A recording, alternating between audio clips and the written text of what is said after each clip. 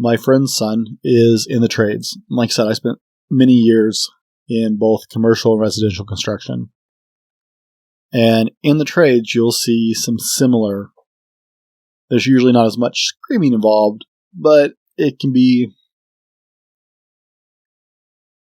a bit demoralizing if you're not sure what to expect. Let me give you an example. I was a proud member of the electrical union for many years. I love, shout out to the IBEW. I love those guys. And I knew and still know a lot of electricians. My brother is actually technically an electrician, even though he does something else. I've known a lot of electricians, and in the trades over the years, I knew several electricians who, if you weren't at least a third-year apprentice, you were not allowed to speak to them. It didn't matter if you were their apprentice or not. If you weren't at least a third-year apprentice, you were not allowed to speak to them. The big thought on that apparently was, until you're at least in your third year, you're not even capable of asking an intelligent question. Your job is to shut your mouth, open your eyes, listen and follow directions, and learn. I think is a little extreme, but I can't entirely argue as someone who has instructed a lot of people over the years.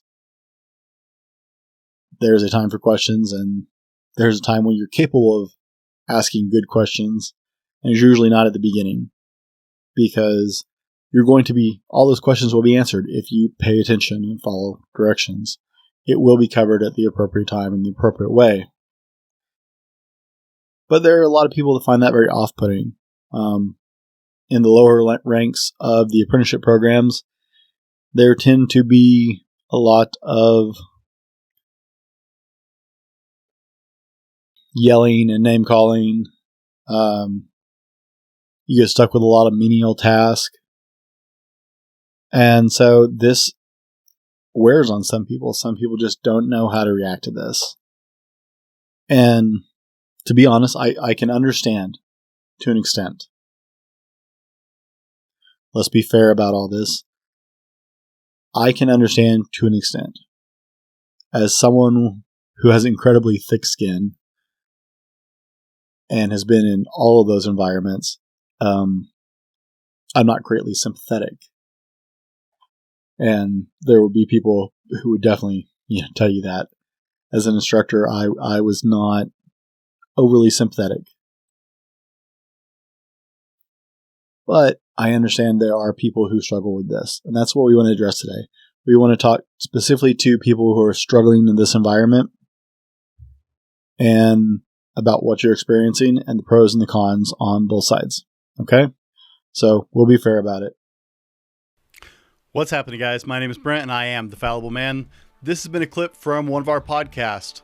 Hey, if you enjoyed the clip, go over to our YouTube channel and check out the full video podcast available exclusively on YouTube.